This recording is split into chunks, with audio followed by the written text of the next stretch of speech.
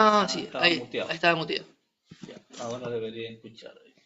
Sí, ahora sé que se escucha. Ahí Ahí, sí. sí. Ok, Bien. gracias.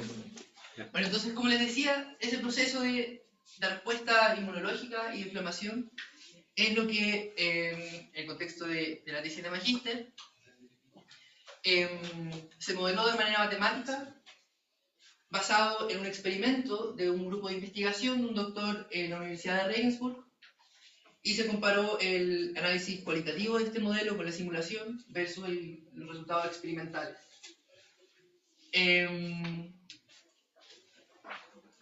Bueno, así que este es mi nombre, Lorenzo soy yo, y vamos a partir con este modelo. ¿Sí? Primero, un poco un contexto sobre la respuesta inmunológica dentro del cuerpo humano cuando una bacteria o un patógeno está afectando a nuestra salud, ¿sí? Por una herida o algo así. Entonces tenemos primero los neutrófilos, los podemos ver acá en una foto. Esta foto viene del, ¿cómo se llama?, de la Sociedad Americana de Hematología, que son unas células que viven en la sangre, tienen aquí el núcleo celular medio dividido en lóbulos, por eso se le llama células polimorfonucleares, y de ahí viene su abreviación PMN. Y estas células pertenecen a la primera línea de defensa del cuerpo humano. Entonces, una vez que una bacteria entra al cuerpo o la herida, estos neutrófilos son los primeros que la atacan para poder justamente eliminar el patógeno y resguardar la salud de, bueno, nuestra salud. Ahora, el mecanismo más conocido de estas células es justamente la fagocitosis. Hay otros más, pero la fagocitosis es el más conocido, y esto quiere decir que las células se acercan a la bacteria, la envuelven de alguna manera y así la pueden matar, ¿cierto? Para ilustrar la fagocitosis, justamente el doctor que realizó el experimento, ¿cómo se llama?, fue súper generoso en mostrar un videito, que se los voy a mostrar, donde podemos ver la fagocitosis en acción. Lo que está en rojo son las bacterias, justamente. Esto está en una placa con un medio extracelular. Y ahora se empiezan a acercar en blanco las células que son los neutrófilos. Entonces, esto tomado del laboratorio, más de un neutrófilo empiezan a rodear la bacteria, y ahí se ve en toquilla y en azul cuando está toda esta actividad de defensa, ¿no? Empiezan a destruirla y luego muere la bacteria, ¿sí? Entonces, este mecanismo es la fagocitosis en vivo. Y bueno, la pregunta es, ¿cómo logra encontrar el neutrófilo el lugar físico del cuerpo donde está ocurriendo la infección, ¿cierto? Bien, aquí entra el concepto de la quimiotaxis, ¿ya? Entonces, este modelo representa el movimiento quimiotáctico. ¿Qué quiere decir eso? Que el neutrófilo percibe una señal química, ya sea, puede ser una proteína, puede ser un lípido o otro compuesto. En este caso, el compuesto es un tripéptido, pero va percibiendo esta señal química que se libera en el cuerpo, y el neutrófilo empieza a seguir el incremento de concentración, ¿cierto? Entonces, este movimiento dirigido por concentraciones más altas de una sustancia química se denomina quimiotaxis. Yo creo que la analogía más de caricatura que se les puedo presentar es esto: cuando uno tiene un monito animado que empieza a percibir el olor de comida que sale de la cocina, ¿no? Entonces empieza a seguirlo, y este movimiento hacia donde el olor empieza a crecer, a intensificarse, justamente la quimiotaxis, ¿sí? Bueno, y tenemos acá también el quimiotractor, que es la sustancia que atrae a este organismo, ¿ya? Como les decía, puede ser de diversa composición bioquímica. En este caso, el movimiento de neutrófilos y de este experimento, ocupamos una sustancia que se llama FMLP, que es un tripéptido, que es un residuo de la composición bacteriana una vez que esta bacteria está en el cuerpo humano, ¿ya? Entonces ahora unimos estas dos componentes. Tenemos los neutrófilos con su actividad inmunológica, su respuesta inmunológica, pero además el movimiento de la quimiotaxis, ¿sí? Y bien, lo que sucede entonces, una vez que este neutrófilo percibe el quimiotractor, ¿ya?, es que esta interacción desencadena varios procesos metabólicos dentro de la célula. Entonces, primero que todo, el neutrófilo tiene unas proteínas adentro que hacen que se arme, se ensamble una enzima llamada la NOX, que aquí hay un dibujito, ¿cómo se llama? Que lo hice yo a mano en aquellos años. Y esta enzima, ¿qué es lo que hace? Empieza a consumir altas concentraciones de oxígeno para producir sustancias tóxicas que después son liberadas en la fagocitosis para matar a la bacteria, ¿ya? Entonces, estas sustancias tóxicas se llaman especies reactivas de oxígeno. La abreviación en inglés es ROS, ¿ya? Por eso ahí sale como ROS, así que voy a hablar de las ROS o la ROS. Y estas especies reactivas de oxígeno, como les digo, dañan a la célula, pero también tienen otros roles, ¿sí? En concentraciones moderadas pueden tener, se ha visto que tienen quizás algún rol funcional en la movilidad del neutrófilo mismo. Y la fagocitosis, cuando esto ya está avanzado, tiene un rol particularmente en la autofagia, que es la destrucción celular una vez que el neutrófilo acaba su labor. Bien.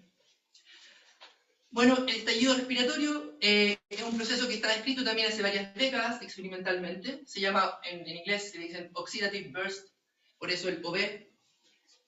Y justamente responde al proceso que les describí. ¿Y cuáles son las ROS, las moléculas ROS más conocidas y las que hacen más efecto en este proceso metabólico? O respuesta inmunológica, perdón. Tenemos primero el superóxido, que es este O2. Después tenemos el peróxido, o también llamado agua oxigenado, comúnmente. Y por último el ácido hipocloroso. Eso es la otra molécula importante. Bien. Entonces acá tenemos estos procesos y, como les decía, esto fue estudiado en un experimento, ¿cierto? En un grupo de investigación por el doctor Michael Gruber de la Universidad de Regensburg. Y lo que él hizo fue, bueno, expongamos un grupo de neutrófilos o una concentración de neutrófilos a un gradiente del quimiotractor del FMLP. Vamos a ver cómo se desarrolla esta quimiotaxis, pero al mismo tiempo vamos a medir los niveles de producción de ROS dentro de la célula, ¿sí? Y resultó ser que estos niveles de producción llegaron a un pico, a un pico de producción de nivel, y al mismo tiempo el movimiento quimiotáctico empezó a ser cada vez más lento, ¿sí? Entonces, este pic de producción coincidía con un enlentecimiento del movimiento, pero notorio, experimentalmente. Y ese proceso que les acabo de describir es lo que con un modelo matemático podemos describir y podemos representar y comparar justamente, contrastar el resultado experimental con el resultado de la simulación. ¿Sí? Ahora, bueno, también hay otro videito para ver cómo se vio, o sea, sí, cómo fue el experimento mismo, también cortesía del doctor Gruber. Entonces acá en blanco estamos viendo los neutrófilos moviéndose, en rojo es la producción de ROS que empieza a incrementarse y vemos que se empieza a detener, ¿cierto? El neutrófilo ya no se está moviendo tanto, se detiene y eventualmente también procede al mecanismo de destrucción celular, que es cuando se tiñe en azul. ¿Ya? Entonces lo voy a poner una vez más, creo, para que quede claro. Ahora el neutrófilo está en blanco moviéndose y esto que está en rojo significa la producción de ROS, que empieza a generarse en la célula, y vemos que el movimiento de los neutrófilos para y al mismo tiempo, una vez después que ya paró, la célula se destruye y ahí se tiñe en azul en el experimento. ¿Sí? ¿A dónde vuelvo aquí? Bien.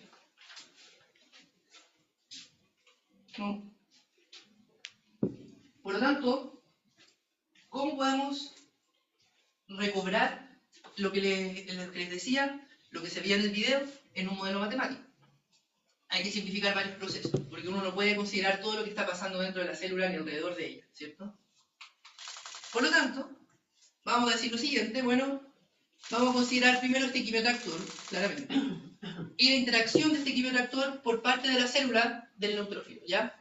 Entonces vamos a considerar esta interacción, y ¿qué sucede una vez que interactúa? Bueno, esta enzima que está en la membrana empieza a consumir niveles altos de oxígeno de este estallido respiratorio para producir las moléculas tóxicas, que es la ROS, ¿ya? Entonces, para simplificar también el proceso, como yo les había dicho, hay más de una molécula de ROS, vamos a considerar una genérica y también una enzima ficticia, que es la que consume oxígeno y produce ROS, ¿ya? Ahora, esta reacción enzimática la podemos llamar podemos decir que es reversible, ya no en el significado estricto de la palabra, sino que aquí hay otra enzima presente en la célula de los neutrófilos que degrada justamente el ROS y lo vuelve de nuevo a oxígeno, ¿ya? Entonces también vamos a tomar en cuenta que hay una degradación de esta molécula ROS. Por lo tanto, vamos a tener tres funciones ahora que va a describir las tres componentes más importantes de nuestra respuesta inmunológica. Primero, bueno, la densidad celular, que corresponde a los neutrófilos. Luego, la concentración del quimiotractor, que la vamos a llamar F, que corresponde al quimiotractor. Y la concentración de ROS, que se produce dentro de la célula, que la vamos a llamar R. Entonces, estas tres funciones son funciones del tiempo y del espacio. Y vamos a ver cómo podemos describir esto usando los modelos que ya existen, ¿cierto? Pero antes de eso, vamos a considerar el dominio, entonces, para tratar de emular el experimento, consideramos un dominio rectangular con cierto largo, en este caso largo total de 2L, una altura definida, y tenemos ahí la frontera de nuestro dominio que está compuesta por los lados derecho, izquierdo y también superior e inferior, ¿ya? Entonces ahí, en este dominio, con este borde, vamos a considerar nuestras tres variables y postular el modelo. Bien, entonces la primera variable que les decía era la densidad celular, ¿sí? Oh, disculpe que la presentación tapa un poco el título, lo siento, ¿no? Ya, pero acá estamos viendo, primero que todo, cuál es la ecuación que corresponde a la densidad celular. Entonces, esta ecuación es una adaptación del modelo clásico de quimiotaxis de Kennedy-Sale, ¿ya? Este par de investigadores en los 70 describió cómo unas amebas se movían justamente siguiendo un gradiente de una concentración química. Entonces tenemos dos componentes. Tenemos primero un flujo. Este flujo siempre se considera una parte de difusión porque estamos en un medio líquido, entonces eso es pertinente considerar que también hay difusión de la parte de la célula. Pero en el segundo componente tenemos el componente quimiotáctico, ¿ya? Entonces el componente quimiotáctico, ¿qué quiere decir? Que el organismo, en este caso, se está moviendo en dirección al gradiente de nuestro quimiotractor, ¿cierto? Y ahora aparece una función acá, G, que en el modelo clásico se llama coeficiente quimiotáctico, y esta G normalmente depende o bien de una constante, o depende del organismo que se está moviendo, o del quimiotractor. Entonces, ¿qué es lo que dijimos en este trabajo de la tesis? Dijimos, bueno, nosotros ¿qué queremos investigar? Justamente la relación entre la ROS y la quimiotaxis. Por lo tanto, vamos a decir que este coeficiente quimiotáctico va a ser una función que depende de él, ¿sí? Entonces, escogemos una función de forma tal que el impacto de la R justamente genere, o esperamos que genere un retardo, ¿cierto? En el movimiento. Ahora, este G0, en la función G, tenemos un parámetro G0 que puede ser, o representa el parámetro de quimiotaxis del quimiotractor, ya así como cuán intenso atrae el quimiotractor a la célula, ¿sí? Y la otra contribución, esta otra fracción, está relacionada con la ROS, donde R1 y R2 son números positivos a definir, ¿ya?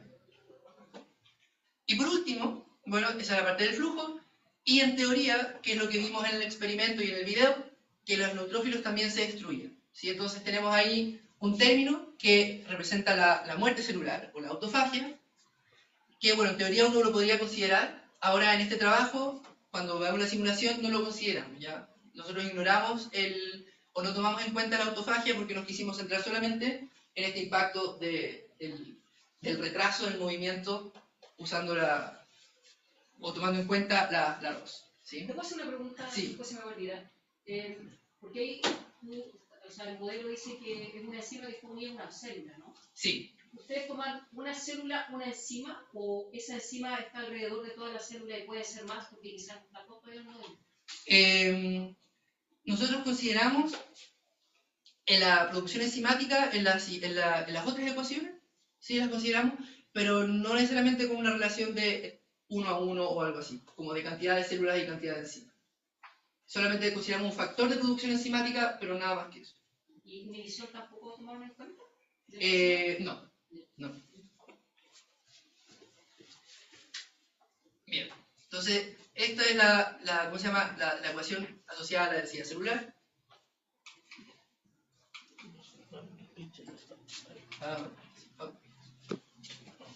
Dale aquí solo. ¿Aquí? Aquí Ok, ya. Bien. Ahora tenemos la ecuación asociada a el quimiotractor, donde esta es una ecuación clásica de difusión-reacción, ¿sí? Primero tenemos el componente de difusión, porque partimos con una concentración que está a un lado del dominio, y este quimiotractor empieza a crear un gradiente. Pero aquí tenemos un término de consumo, por así decirlo, por parte de la célula, ¿sí? Entonces acá aparece justamente, bueno, la interacción entre la célula y el quimiotractor. Y tenemos aquí un parámetro beta que más o menos dice la tasa de consumo o la tasa de interacción entre la célula con el quimiotractor. Y aquí tenemos una fracción entre medio que justamente quiere representar cuál es la actividad enzimática, ¿no?, de estos receptores. De estos receptores que dicen aquí hay quimiotractor y voy en esa dirección, ¿ya? Un aspecto para mí importante de mencionar justamente es este como efecto de saturación del receptor con esta velocidad máxima, porque se había visto en investigaciones que estos receptores que están en la membrana no reaccionan de manera así como infinita, ¿no?, sino que una vez que el quimioreactante supera cierto valor máximo, la actividad del receptor se mantiene más o menos constante, ¿ya? Entonces, eso quiere representar justamente este Vmax en nuestra ecuación, ¿ya? Y por último, tenemos la ecuación asociada a la producción de Ross, donde en este caso tenemos una ecuación diferencial ordinaria solamente, porque tomamos la hipótesis de que el efecto que tenía el desplazamiento en todo este proceso que les he contado no es tan grande como la tasa de producción de Ross dentro de la célula, ¿ya? Entonces, eso fue un punto de partida que nosotros tomamos y dijimos, vamos a despreciar este efecto que puede tener la difusión en el experimento, sino que vamos a considerar solamente la producción y la degradación de Ross dentro de la célula, ¿ya? Entonces, primero tenemos acá un término justamente de producción, donde el más relevante en este caso es esta función B1, que describe este estallido respiratorio que le estaba diciendo.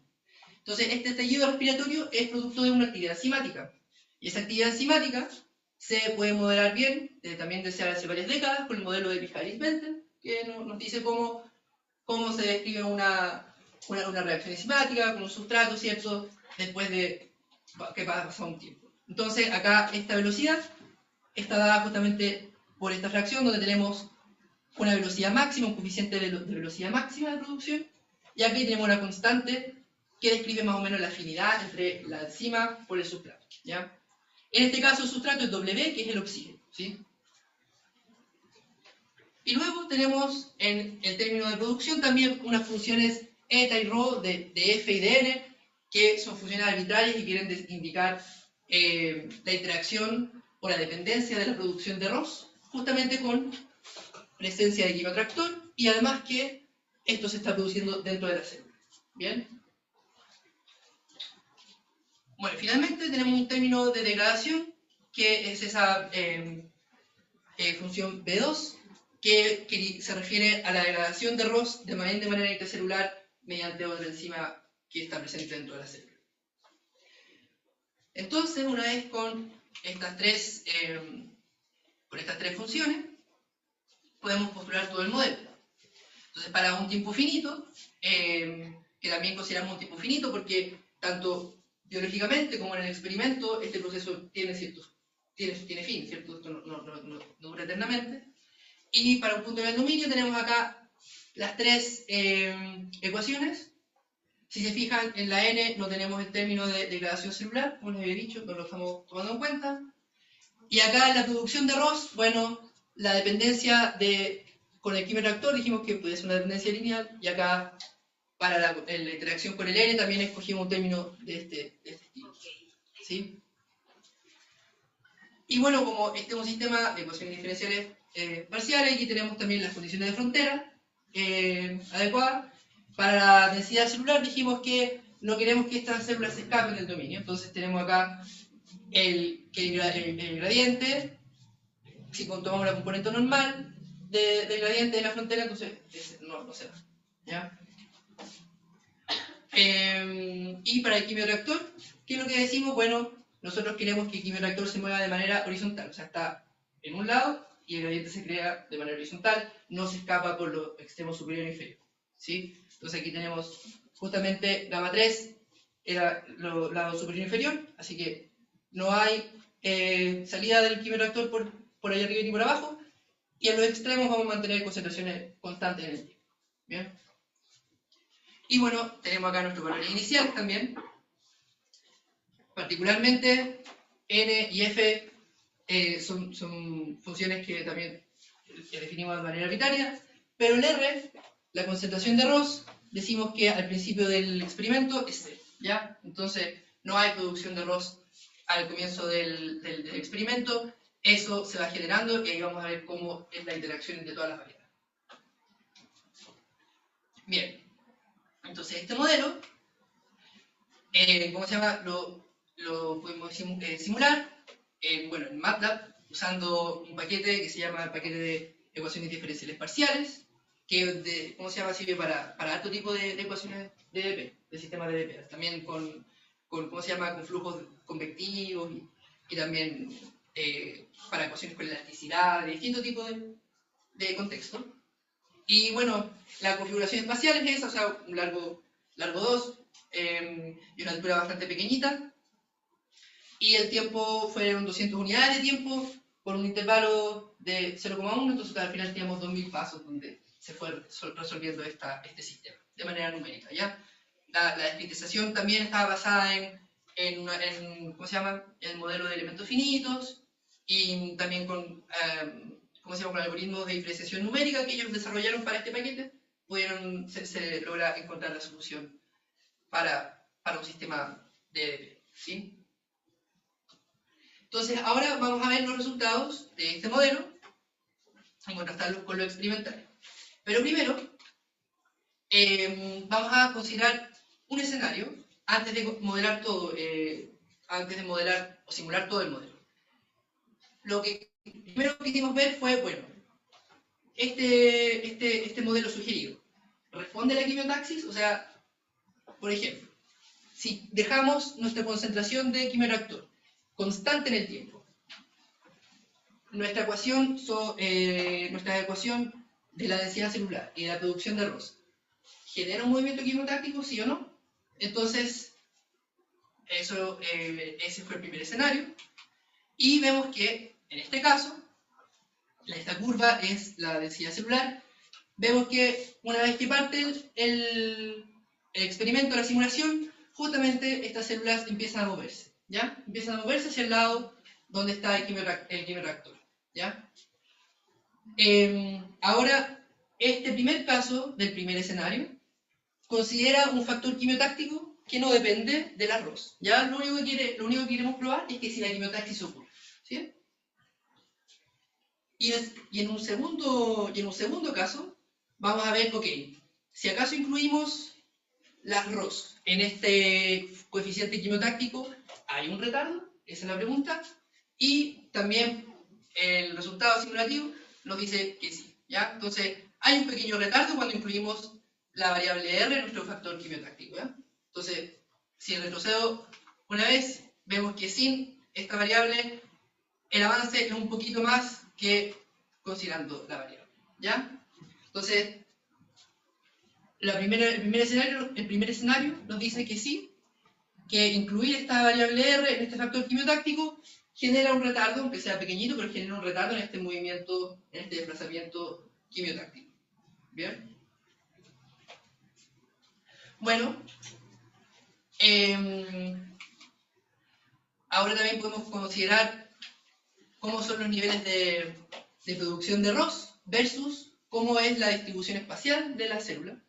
Se me olvidaba decir que en este primer escenario también ignoramos la degradación de la variable R, ¿ya? La degradación del ROS no la tomamos en cuenta, solamente nos enfocamos si acaso este desplazamiento era más lento o no. Eso es el objetivo del primer escenario. Bueno, pero aquí vemos que la producción de ROS, el perfil al menos de la curva coincide con cómo está distribuida la densidad celular en el dominio, ¿sí? Entonces, una vez que partió la simulación, vemos que estas ROS se producen donde también se está concentrando mayormente la célula, ¿sí? Que era lo esperado. Y al final del experimento, entonces vemos que no solamente que las células, una buena parte ha llegado al final del dominio, sino que también la producción se concentra aquí, donde también hay más células, ¿sí? Bien. Entonces ahora, la segunda parte es considerar todo el modelo. Es decir, consideramos un gradiente, perdón, una función del quimioreactor que varía en el tiempo. Y también consideramos la degradación de las ROS, ¿sí? Vamos a considerar este término de degradación y ver qué ocurre, al menos en el resultado de la simulación, ¿ya? Entonces, esta función son solamente los valores iniciales y una vez que empieza la simulación, esta concentración de quimioreactor, empieza a crear un gradiente alto por acá y empieza bajo, ¿ya? Entonces, eso lo podemos ver acá. Nuevamente, tenemos, una vez partido el experimento, una vez iniciado el experimento, vemos que las células empiezan a moverse, que este quimioreactor crea justamente un gran gradiente aquí a la izquierda, y que las moléculas ROS también empiezan a producirse, pero ahora en contraste con el escenario anterior, vemos que estas están más concentradas en la parte de adelante de la densidad celular, ¿ya? Y ahora, si comparamos con con la última parte de la simulación, vemos que, bueno, hay dos cosas. Primero, la densidad celular se concentra más o menos en este tercer cuarto del dominio, ¿sí? En contraste con el escenario anterior, que llegaban muchas al lado opuesto del dominio. También vemos que los niveles de ROS no incrementan tanto como en el escenario anterior, ¿sí? Y también en comparación con el inicio del experimento han bajado un poquitito.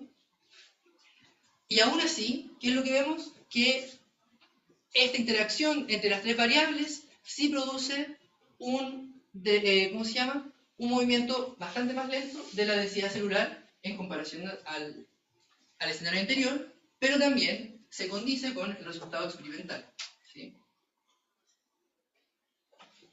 Ahora, para ver justamente ese movimiento más lento, podemos fijarnos solamente en la densidad celular. Entonces, acá está el gráfico asociado a la densidad celular, donde tenemos que inició el experimento, bien, las células empiezan a moverse, ¿ya? Acá se continúa el movimiento, pero una vez que ya ha pasado la mitad de la simulación, o más de la mitad de la simulación, la concentración de la densidad, vemos que no ha pasado la mitad del dominio, ¿sí? Y más, ya al final de nuestro tiempo, vemos que no avanzan mucho más en relación, bueno, ¿cómo se llama? Al gráfico anterior. No hay un avance, un desplazamiento muy grande en comparación al escenario anterior, donde realmente las células, muchas de ellas lograron llegar al otro extremo, ¿sí? Incluso vemos que hay una especie como de barrera aquí, donde muchas ya realmente no cruzan más allá. Bien, podemos comparar esas dos hay los dos efectos del movimiento. Arriba tenemos el primer escenario, abajo tenemos este segundo escenario, y vemos que todo el modelo, o sea, que estas tres ecuaciones, la evolución en el tiempo, nos entrega esta distribución espacial de la célula, ¿cierto? Que ya empiezan a moverse, más o menos la concentración máxima de la densidad, quizás al comienzo no es tan diferente en el espacio, pero una vez que sigue más la simulación, que sigue más en el tiempo, vemos que estas empiezan a ir deteniéndose con el tiempo, incluso al final se nota mucho más la diferencia entre el desplazamiento entre el desplazamiento del modelo del primer escenario con respecto al segundo. Y el segundo escenario es el que contiene todas las variables juntas, ¿cierto? Que contiene la interacción de estas tres variables. Por lo tanto, este resultado, que vemos que pareciera ser que las células no se mueven ya mucho en tiempos avanzados, se condice con el resultado experimental. Y era justamente lo que queríamos recobrar. Entonces, el resultado, al menos cualitativo, de la simulación, del modelo, que es un modelo bastante simple, porque toma ecuaciones que son conocidas, nos recobra bastante bien el comportamiento que vio este doctor y este grupo de investigación en el laboratorio. ¿Sí? Bueno, y para tener así como un último dato de comparación, podemos calcular aquí los centros de masa de la densidad celular, donde las células parten aquí y se empiezan a mover hacia el otro extremo, versus el tiempo. Entonces en la línea roja tenemos el primer escenario, y vemos que justamente esta densidad cruza la mitad del dominio, pero en la línea azul vemos que se queda en la primera mitad del dominio, y bueno, ya la curva nos indica que mucho desplazamiento no va a ocurrir. Entonces, bien, eso refleja, o sea, este modelo pretendía reflejar lo que pasaba en el laboratorio, y al menos como primera instancia es un resultado bastante favorable, y que también deja hartas preguntas, porque esto se puede mejorar de todas maneras, ¿cierto? También falta todo un análisis matemático, así que poder plantear el modelo, poder encontrar las condiciones para que esto pueda tener justamente una solución, y que sea única, etc. Y además incorporar todos estos otros procesos que acompañan al movimiento quimiotáctico y la respuesta inmunológica. Hay harta actividad de otras enzimas en paralelo que no se consideraron, o también más de una molécula rosa, ¿cierto? Por lo tanto, esto es solamente un primer paso para, bueno, yo creo para una investigación que pueda dar mucho más. Así que, bueno, muy agradecido por la oportunidad del seminario y del grupo de matemática biológica por permitirme mostrar lo que fue el trabajo de mi tesis. Muchas gracias. Gracias, Lorenzo.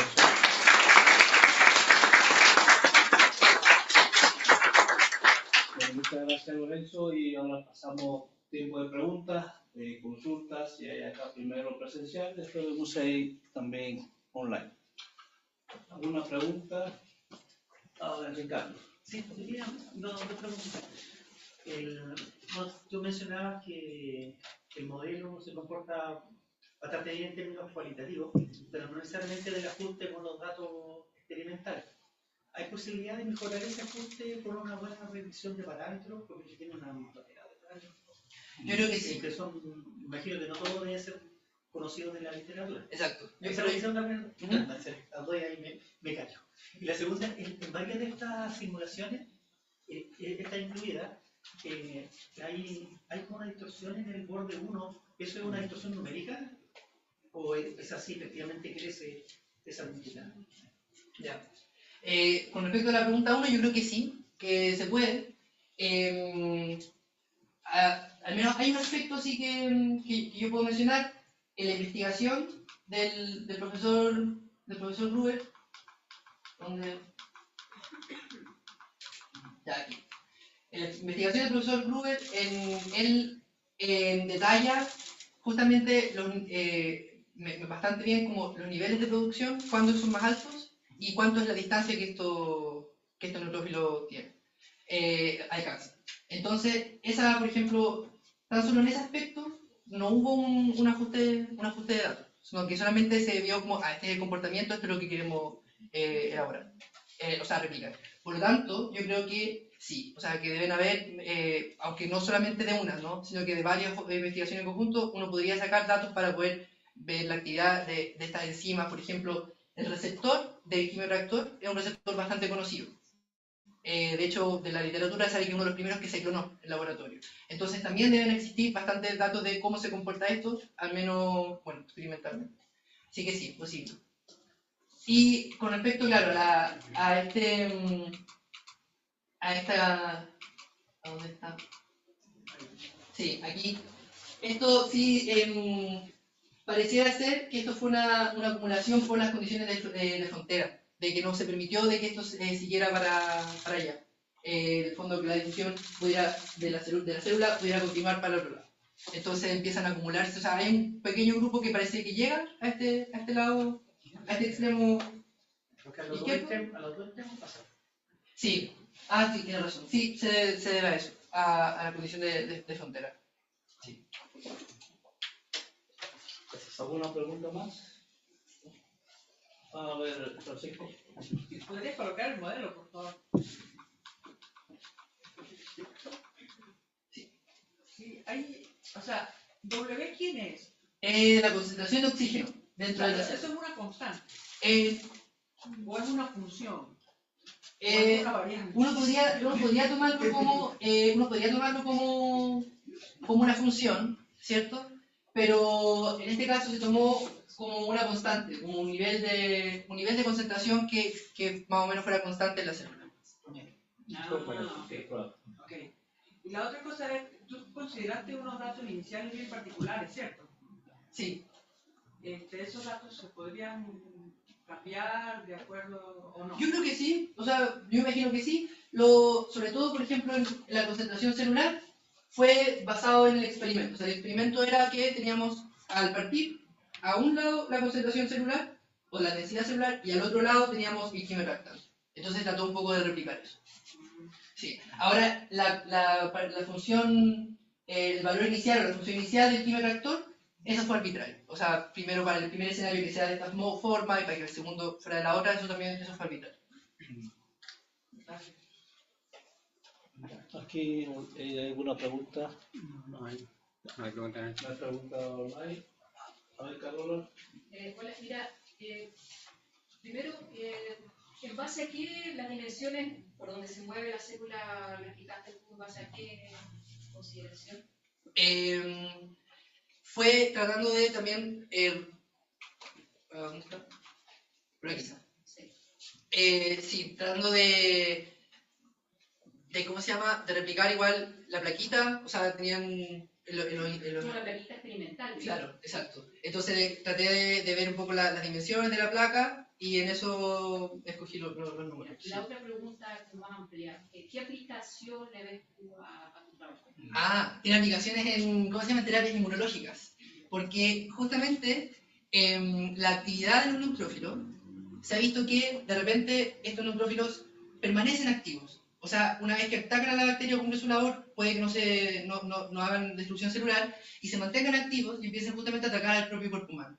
Entonces, entender cómo uno podría regular eso, podría también verse beneficiado de un modelo matemático. O, hablando con una prima, de hecho, hace un par de días, y me decía que había una paciente acá en Chile que ya no tiene cierto componente en su cuerpo que no permite que el neutrófilo justamente siga la quimiotaxis. Porque la quimiotaxis es cierto, el neutrófilo se mueve, pero él necesita que lo agarren de alguna manera para llegar al lugar de la bacteria. Y esta paciente, por ejemplo, una niña, no tiene eso. Entonces, esas son preguntas que uno podría decir, bueno, para esto un modelo así también podría servir para entender qué consecuencias podría tener, ¿no? O lo otro sería, que esto también existe, que en este proceso hay una deficiencia enzimática que no haga que este arroz se descomponga en el oxígeno. Y existe también una enfermedad asociada a eso. ¿Eso qué significa? Que la concentración de arroz crecería. ¿Qué daño o qué consecuencias tendría eso en el neutrófilo en el cuerpo humano? Gracias. Bien, entonces agradecemos a Lorenzo, damos otro fuerte aplauso.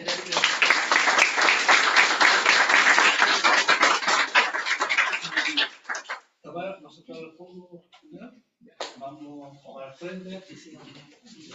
Al frente ya sacaron la foto y luego lo invitamos a un breve. Detengo la grabación. Sí, puede ya.